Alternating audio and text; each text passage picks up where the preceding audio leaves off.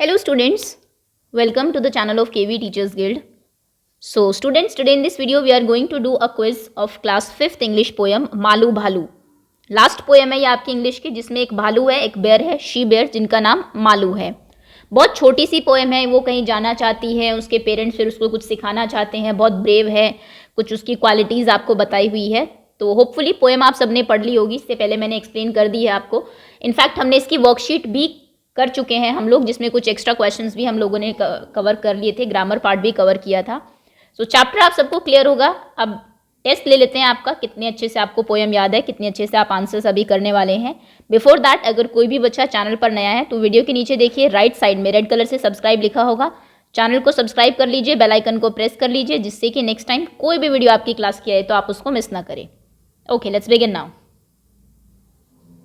First question is what is main.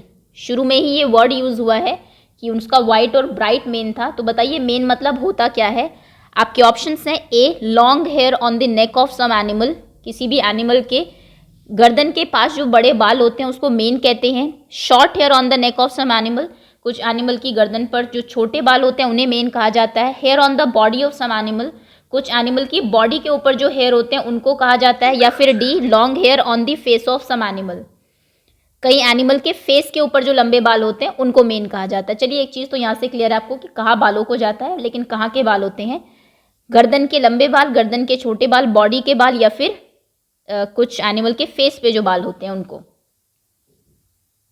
Okay, answer आपने कर दिया होगा. मैं आपको वीडियो के एंड में बताऊंगी कि करेक्ट आंसर क्या था आपका. So next question is characteristic of Malu. Malu बताइए कैसी थी. आपके ऑप्शंस हैं फेयरफुल, एक होता है फेयरलेस, इसका ऑपोजिट होगा जिसको बिल्कुल डर ना लगता हो. फेयरफुल मतलब फुल ऑफ फेयर, जो बहुत ही ज़्यादा डरपोक हो. तो क्या वो डरपोक थी. ब्रेव, बहादुर थी. काइंड, दयालु थी. या फिर नन ऑफ दी अबव. इनमें से कोई क्वालिटी उसमें नहीं थी. बहुत सारे ऐसे काम उन्होंने किए जिससे हमें उसके कैरेक्टर के बारे में पता लगता है. तो बताइए कि इसमें जो दिया हुआ है आपके अकॉर्डिंग मालू कैसी थी. फेयरफुल, ब्रेव या फिर kind. Okay, third question is Malu was good at catching. Malu किसको कैच करने में, पकड़ने में बहुत अच्छी थी. आपके ऑप्शन है फ्रॉग. फ्रॉग बहुत इजीली वो कैच कर लेती थी. B, fish. C, ducks. या फिर D, penguins. Malu was good at catching frog, fish, ducks and penguins. और ये जो काम है कि उसने अपने पेरेंट्स से सीखा था, और बहुत सारे कामों में ये भी था एक कैच करना. Next question is Malu wanted to go out. Malu बाहर जाना चाहती थी. कहाँ, क्या करने के लिए. टू प्ले, खेलने के लिए. To see the things around, जो चीज़ें हैं चारों तरफ उनको देखने के लिए. या फिर बोथ ए एंड बी, दोनों कामों के लिए वो जाना चाहती थी. या फिर नन ऑफ दी अबव, इनमें से कोई नहीं.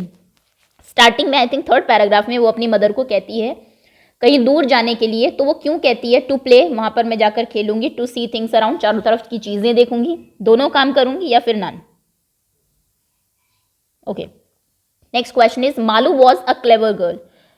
इन this line the describing word और adjective is. This is very easy question. ये सारे के सारे, आई थिंक एडजेक्टिव तो फिर भी बहुत ईजी है, हमने एडवर्ब्स तक कर लिए हैं. आपकी जो वर्कशीट्स हम जब करते हैं उसमें ग्रामर पोर्शन जरूर करते हैं चैप्टर से रिलेटेड. तो चलिए इसमें एडजेक्टिव्स बता दीजिए आप. Malu was clever. ये जो तीन वर्ड्स हैं इनमें से एक आपकी नाउन है, एक आपकी हेल्पिंग वर्ब है जो कि सिर्फ उसको कंप्लीट करने के काम आती है, और एक तो है ही adjective. Sixth question is why was Malu going far away. Malu जो है वो दूर क्यों जाना चाहती थी. आपके ऑप्शन हैं टू कैच फिश, फिश को कैच करने के लिए. टू प्ले, खेलने के लिए. या फिर टू लर्न स्विमिंग, स्विमिंग सीखने के लिए. क्वेश्चन पहले भी आ चुका है, बट चलिए किस तरीके से भी पूछा जा सकता है. वो बोलती है अपनी माँ से कि I am going far out to dash. तो to catch fish, to play, to learn swimming. मछली पकड़ने, खेलने, या फिर स्विमिंग सीखने. Seventh question is what was Malu like to do. Malu को क्या करना पसंद था. आपके ऑप्शन हैं राइडिंग, वॉकिंग, या फिर स्विमिंग. ये उसको एंड में पसंद आया. स्टार्टिंग में तो she don't know how to swim, उसके पेरेंट्स ने उसको सिखाया. तो एंड में हम देखते हैं कि वो बहुत इंजॉय करती है स्विमिंग को, बहुत आराम से उसको स्विमिंग आ जाती है. सो क्या पसंद था उसको. राइडिंग पसंद थी. राइडिंग बोलते हैं घुड़सवारी करना, एक तरीके से हॉर्स राइडिंग. या फिर सवारी करना किसी पर भी, वॉकिंग चलना या फिर स्विमिंग करना। 8th question is where did the polar bear live with her family. Polar bear जो है वो अपनी फैमिली के साथ कहाँ रहती थी? आपके ऑप्शन हैं डेजर्ट एरिया, आइसी लेयर या फिर ऑन द माउंटेन्स। माउंटेन्स के ऊपर या फिर आइसी लेयर में। आइसी लेयर LAIR लेयर बोलते हैं हम लोग एक तरीके से गुफा जो होती है, हाउस जो होता है माउंटेन्स में, उसको गुफा बोल सकते हैं आप, डेन बोल सकते हैं उसमें, या फिर डेजर्ट एरिया में, किसी जो आपका रेगिस्तानी एरिया है उसमें। Okay, next question is 9th where did Malu wants to travel. Malu कहाँ पर ट्रैवल करना चाहती थी? आपके ऑप्शन हैं बियॉन्ड द ब्लू स्काई, नीले आसमान के परे, इन द सी, समुद्र में, या फिर टू द माउंटेन्स, पहाड़ों में।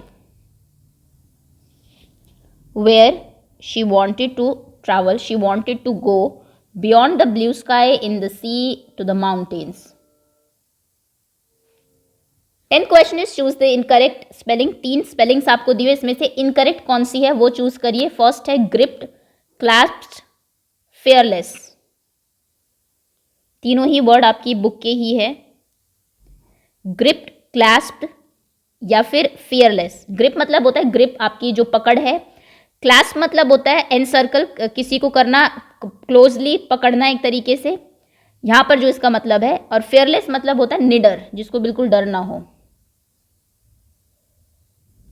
What did Malus mother replied for going beyond sky. जब वो बियॉन्ड स्काई जाना चाह रही थी तो उसकी मदर ने क्या रिप्लाई दिया? चलो एक चीज़ तो क्लियर है, कहाँ जाना चाह रही थी? Beyond sky. इससे पहले क्वेश्चन पूछा जा चुका है।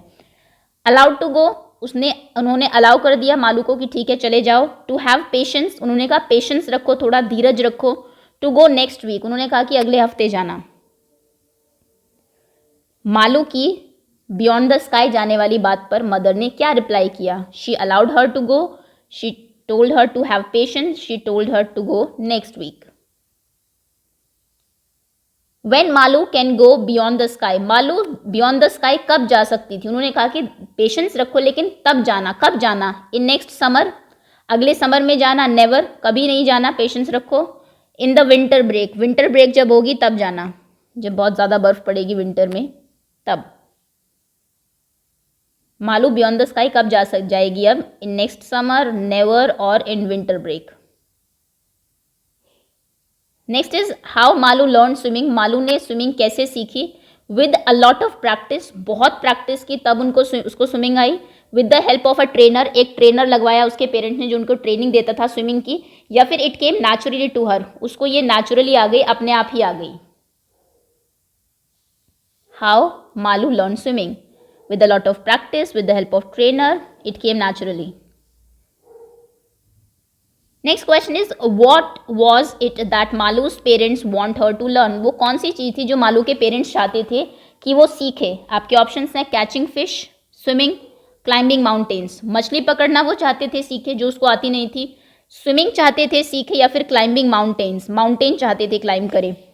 जब मालू अपनी मदर को बियॉन्ड द स्काई जाने के लिए कहती हैं, वो कहती है रुक जाओ, समर्स में जाना, अगली समर्स में। लेकिन तब तक फर्स्ट थिंग फर्स्ट, उन्होंने कहा था सबसे पहली चीज़, और उसको आर्म्स को अच्छे से पकड़ के उसको कि अब पहले तुम्हें ये सीखना पड़ेगा। बहुत फर्म वॉइस में कहा था। तो क्या कहा था, क्या सीखना पड़ेगा? मछली पकड़ना सीखना पड़ेगा, स्विमिंग सीखनी पड़ेगी, या फिर माउंटेन्स को क्लाइंब करना सीखना पड़ेगा, माउंटेन्स पर चढ़ना। And this is your last question. Why Malu was worried in the beginning. शुरू में जब वो स्विमिंग सीख रही थी तो मालू वरी क्यों थी? शुरू में वो चिंतित थी, एंड में वो ब्रेव प्रूव हुई, उसको बहुत स्पेशल थी, अपने आप ही आ गई उसको वो। लेकिन स्टार्टिंग में उसकी मदर कहती भी है कि डोंट वरी डियर, है ना। तो वरी क्यों थी वो? शी नेवर स्वम बिफोर, क्योंकि वो पहले कभी उसने स्विमिंग नहीं की थी। She was afraid of water, उसे पानी से डर लगता था। There was a crocodile in the water, पानी में कोई क्रोकोडाइल था। क्या कारण था मालू के वरी होने का इन द बिगनिंग? उसके पहले स्विमिंग ना करना, उसका पानी से डरना, या फिर पानी में क्रोकोडाइल का होना। ओके, आई थिंक इतने ही क्वेश्चन बन सकते हैं इससे, और कुछ बहुत है भी नहीं पोएम में। अब जितने भी 15 क्वेश्चंस हैं, जहाँ पर भी आपने आंसर्स लिखे ओपन कर लीजिए। Now I am going to tell you all the answers.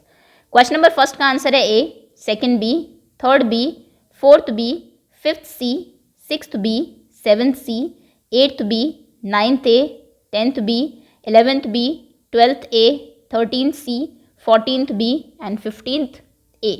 तो ये 15 क्वेश्चन ना आउट ऑफ 15 जितने भी आपके मार्क्स आए हैं कमेंट सेक्शन में आप अपने नाम के साथ लिख दीजिए। कोई क्वेश्चन रॉन्ग है तो प्लीज़ बैक जाके चेक ज़रूर कर लेना। एंड इसके बाद आई थिंक हमारा हु विल बी निंगथू बचा है, जिसकी वर्कशीट और क्विज बची है। बाकी इंग्लिश का सिलेबस यहाँ पे खत्म होता है बहुत जल्दी रिवीजन की, और मैं क्वेश्चन पेपर की वीडियोज़ भी अपलोड करना स्टार्ट कर दूंगी। So thanks again.